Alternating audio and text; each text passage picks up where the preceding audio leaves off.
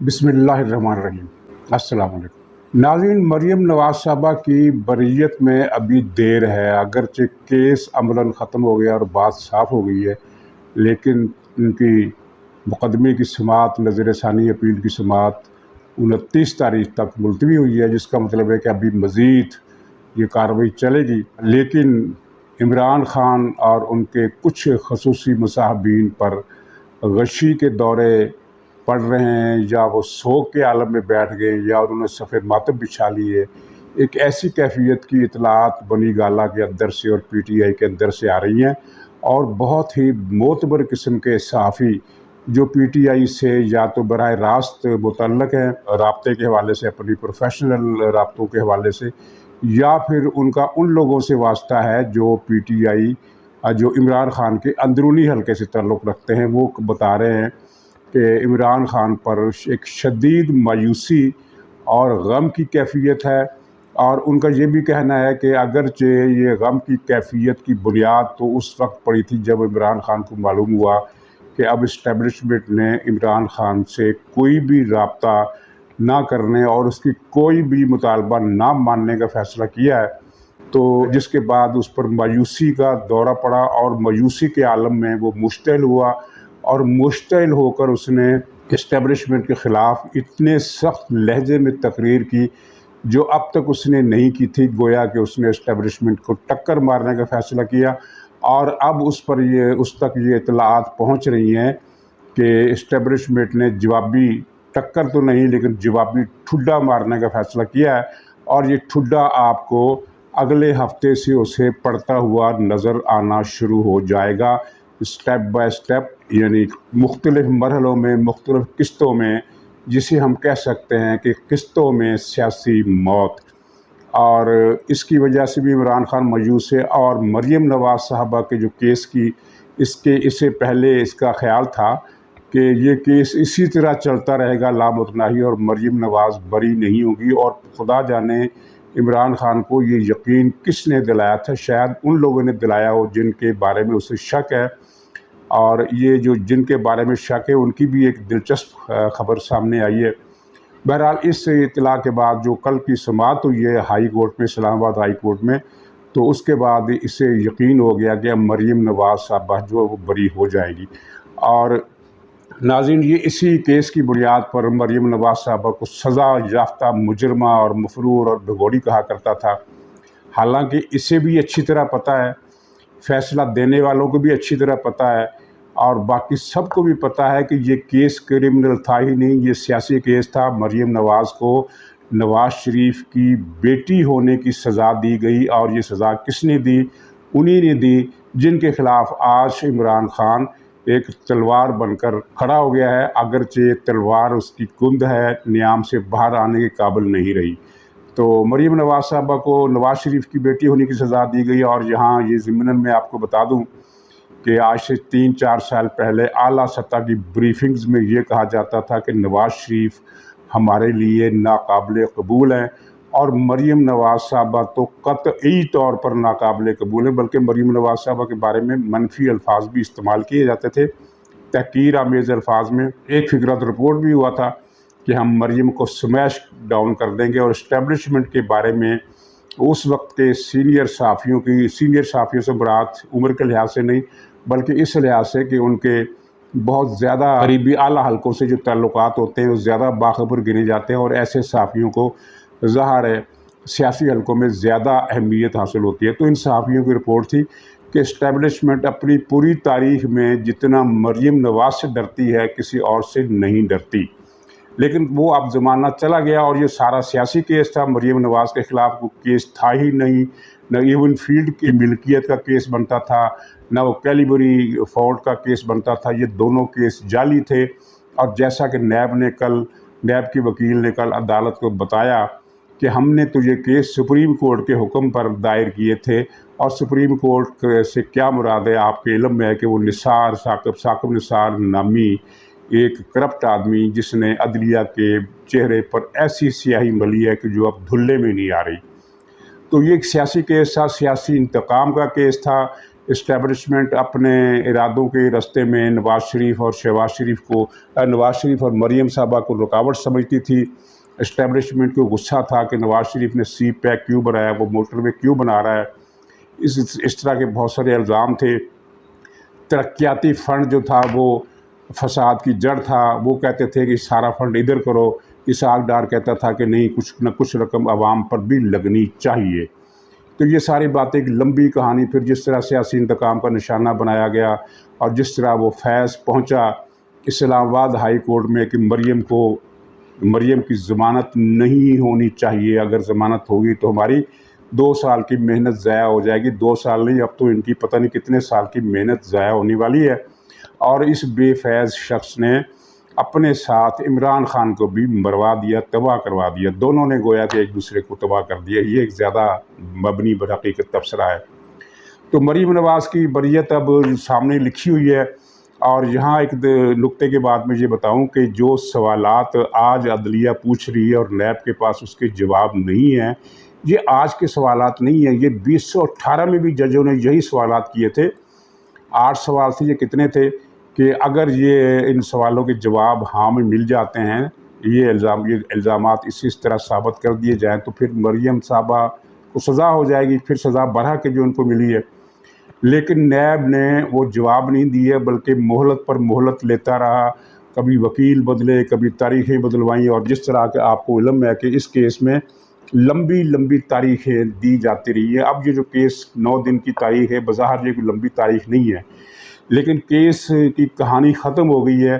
تو اس کے بعد اتنی لمبی تاریخ کی بھی ضرورت سمجھ میں نہیں آتی۔ بہرحال عمران خان کو یہ نظر آ گیا، اس کو 2 چیزیں نظر آ گئی، ایک اس کو اپنا فیوچر نظر آ گیا، اس کا غم ہے، اور دوسرا یہ غم ہے کہ جس کو وہ مفرور اور بھگوڑی اور مجرم، سزا یافتہ مجرم کہتا رہا، وہ بری ہونے والی ہے۔ اور اس کے ساتھ ایک غم یہ بھی لگ گیا کہ جب مریم بری ہوں گی تو نواز شریف کی بریت کا راستہ بھی ہموار ہو جائے گا۔ جیسے آپ کے علم میں ہے کہ نواز شریف کو کسی جرم کی بنیاد پر سزا نہیں سنائی گئی تھی، بلکہ ایک مفروضہ قائم کر کے کہ چونکہ جو لندن کے فلیٹس ہیں، ان کی مالیت جو ہے وہ نواز شریف کی آمدنی سے زیادہ ہے۔ اب نہ تو نواز شریف کی آمدنی کسی عدالت کے ریکارڈ میں ہے، نہ ان فلیٹس کی مالیت کسی عدالت کے فیصلے کے ریکارڈ میں، دونوں چیزیں ریکارڈ میں نہیں ہیں۔ تو اسی کو کہتے ہیں کہ مفروضے کی بنیاد پر سزا سنانا۔ تو اب وہ سارا وہ جو ایک سامری جادوگر کا بنایا ہوا جادو کا قلعہ تھا، وہ سارا مسمار ہو رہا ہے۔ تو ظاہر ہے یہ دونوں کیس بھی اس کے نیچے میں مسمار ہو جائیں گے، اگرچہ کوشش کرنے والے اب بھی یہی کوشش کر رہے ہیں کہ یہ مریم کا مقدمہ مزید ملتوی ہو اور نواز شریف کے مقدمے کی تو باری ہی نہیں آنی چاہیے۔ یہ کوشش جاری ہے، یہ میں آپ کو بتا دوں۔ لیکن حالات کا جو دھارا ہے، جس کے بارے میں نے آج سے کچھ 1.5 سال پہلے کہا تھا کہ حالات کا دھارا نواز شریف کی مرضی کی سمت چل پڑا ہے، اور اس میں یہ کہنا کہ یہ مہینے میں حالات تبدیل ہوں گے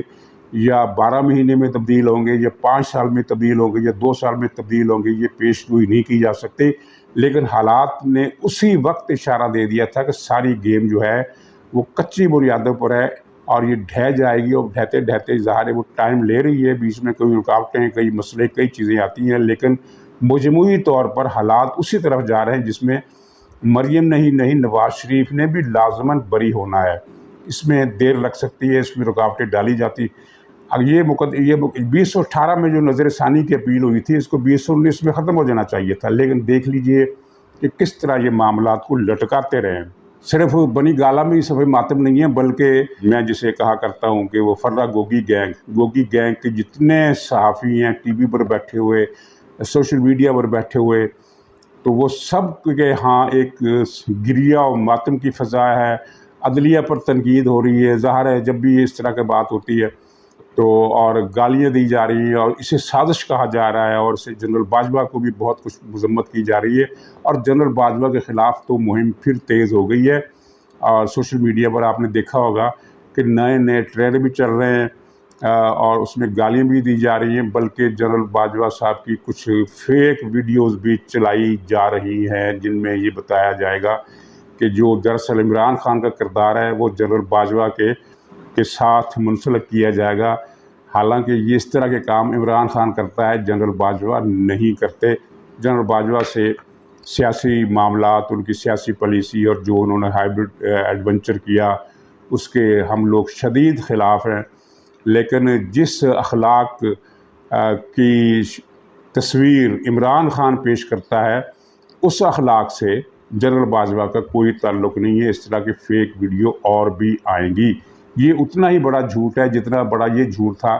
کہ جنرل باجوہ نے نواز شریف سے بیلجیم میں پتہ نہیں کتنے 100 ایکڑ اراضی رشوت میں لی ہے۔ ان عقل کے اندھوں کو یہ پتہ نہیں کہ اس بات کا اس سے پہلے کبھی کوئی ریکارڈ میں ہے ہی نہیں کہ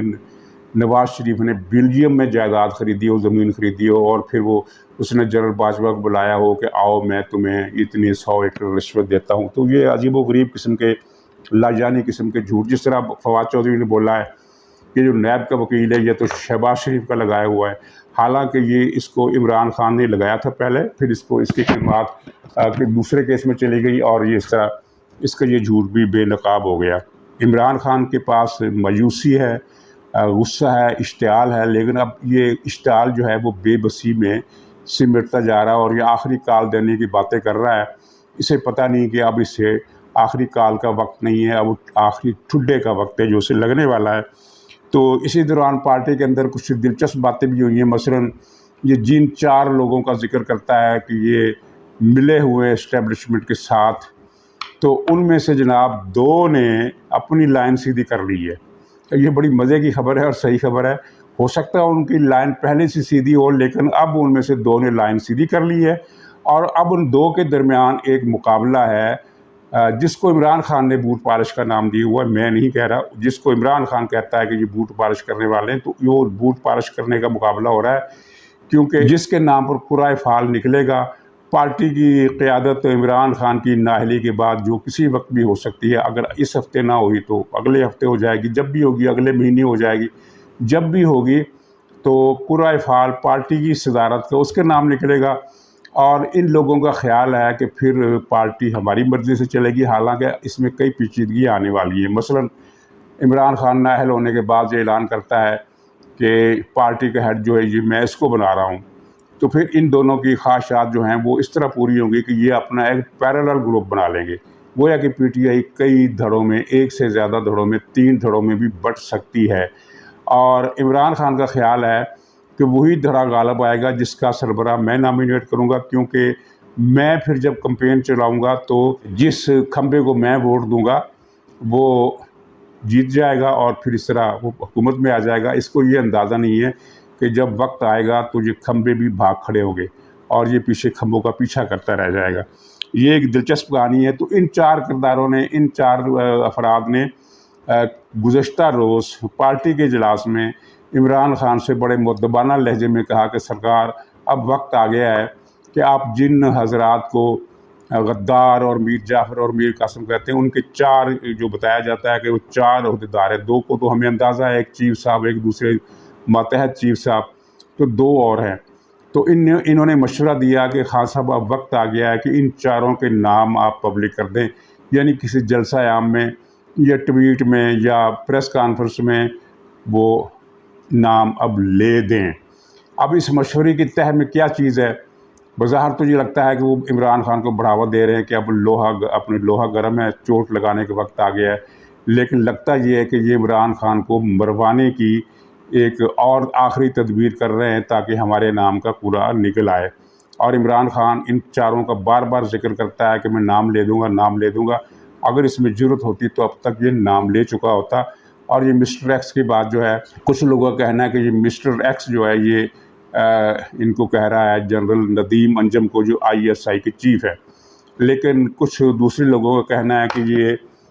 اصل میں ایک بریگیڈیئر صاحب ہیں جو لاہور میں اسٹیشن کمانڈر تھے ISI کے، یہ ان کی طرف اشارہ ہے۔ اگر ان کی طرف اشارہ ہے تو ان پر عمران خان کا غصہ کرنا بنتا ہے، اس لیے بنتا ہے کہ عمران خان ہر اس شخص کو ڈستا ہے جس نے اس پر احسان کیا ہو، اور یہ جو مسٹر ایکس ہے جس کا میں نے مؤخر ذکر حوالے سے بات کی، یہ وہ صاحب ہے جنہوں نے کراچی میں 18 سیٹوں کے رزلٹ بدلے تھے، 18 سیٹوں کے، اور 18 سیٹیں PTI کو دلوائی تھی۔ گویا کہ عمران خان کو بہت بڑا عمران خان پر بہت بڑا احسان کیا تھا، اس لیے کہ اگر یہ 18 سیٹیں وہ کراچی سے عمران خان کو نہ ملتی تو عمران خان تو حکومت بنا ہی نہیں سکتے تھے، باپ اور کاف لیگ اور ایم کیو ایم کو ساتھ ملا کر بھی حکومت نہیں بنا سکتے تھے۔ تو عمران خان پر کوئی احسان کرے اور عمران خان اسے نہ ڈسے، یہ تو ہو ہی نہیں سکتا۔ چنانچہ عمران خان اگر وہ ڈس رہا ہے تو یہ پھر اس کو ڈسنا ہی چاہیے تھا، یہ حق بجانب ہے عمران خان اس کام میں۔ اور ویسے بھی ان صاحب کو بھی اندازہ ہو گیا ہوگا کہ میں نے کس شخص کے لیے اتنی بڑی دھاندلی کی، 18 سیٹوں کی دھاندلی۔ تو ناظرین، قصہ مختصر یہ ہے کہ اب اس کو ظاہر ہے بہت بڑی بڑی شکستیں ہوئی ہیں۔ فیض کے مسئلے پر شکست ہوئی، فیض کے مسئلے پر تو اس کو پے در پے شکستیں ہوئی، اور اب آخری امید جو کہا جاتا تھا نا کہ ایک ڈویژن ہے اور کچھ لوگ اس کے حامی ہیں، وہ یقیناً وہ ڈویژن تھی، اور اس کا خیال تھا کہ میں اس طرح پریشر بڑھا کر جلسے کر کے ان کو الیکشن پر مجبور کر دوں گا، اور جب الیکشن ہوں گے تو میں جیت جاؤں گا، اور جب میں جیت جاؤں گا تو اس بے فیض کو چیف بنا دوں گا، اور پھر میں اور یہ بے فیض جو ہیں وہ عمر بھر بادشاہت کریں گے۔ یہ سوال اگرچہ اپنی جگہ ہے کہ دو بادشاہ کیسے عمر بھر بادشاہت کر سکتے ہیں، دو بادشاہوں میں بادشاہ بنتے ہی جنگ چھڑنی تھی، لیکن وہ ایک الگ کہانی ہے۔ تو اس کو یہ یقین تھا کہ جب یہ میں اس بے فیض کو لے کر آؤں گا تو پھر میرا دھڑا جو ہے، جو وہ ڈویژن والی بات میں کر رہا ہوں، ان کے اپنے خیال کے مطابق، میرے خیال کے مطابق ڈویژن ہے یا نہیں ہے وہ الگ نظریہ ہے، لیکن اس کے خیال کے مطابق پھر وہ ان اپنے دھڑے کو ہر جگہ پر بٹھا دے گا، اور تا عمر بادشاہت کا اسے اتنا یقین تھا، اتنا زیادہ یقین تھا کہ اب وہ جب امیدیں ٹوٹی ہیں تو اس کو یقین نہیں آ رہا اور اس کے اعصاب چٹک رہے ہیں۔ کچھ عرصہ پہلے، کچھ مہینے پہلے ایک صاحب نے مجھے بتایا تھا، اور وہ صحافی نہیں ہے جن صاحب نے مجھے بتایا تھا، وہ عام سے آدمی ہے لیکن سیانے آدمی ہے۔ انہوں نے کہا تھا کہ مجھے عمران خان کی جو فیس ریڈنگ میں کرتا ہوں، اس کی جو تقریریں سنتا ہوں، مجھے لگتا ہے کہ اس کے اعصاب جو ہیں، جو اس کے نروز ہیں، وہ بہت جلد چٹک جانے والے ہیں، کولیپس ہو جانے والے ہیں۔ یہ پتہ نہیں 2 مہینے پہلے کی بات ہے، یہ مجھے صحیح یاد نہیں، وہ بات آئی گئی ہوگی، لیکن جب چکوال کے جلسے میں یہ تقریر کی تو مجھے ان کے صاحب کی بات یاد آئی، اور یہ اعصاب چٹکنے کی پہلی علامت ہے، اور ابھی اعصاب کا چٹکنا شروع ہوا ہے، اور ابھی جب اس کو ٹھڈے پڑنے والے ہیں تو اس کے بعد جو منظر ہوگا وہ آپ کے دیکھنے والا ہوگا۔ اور قصہ مختصر یہ ہے کہ اس نے اور بے فیض نے ایک دوسرے کو تا حیات بادشاہت کی ساجدھاری بنانے کا جو ایک خواب دیکھا تھا، اس کے نتیجہ تو کیا نکلنا تھا، لیکن یہ ہوا کہ دونوں نے ایک دوسرے کو مروا دیا۔ ناظرین، اسی پر اجازت دیجیے، انشاءاللہ اگلے ولاگ میں پھر ملاقات ہوگی، تب تک کے لیے خدا حافظ۔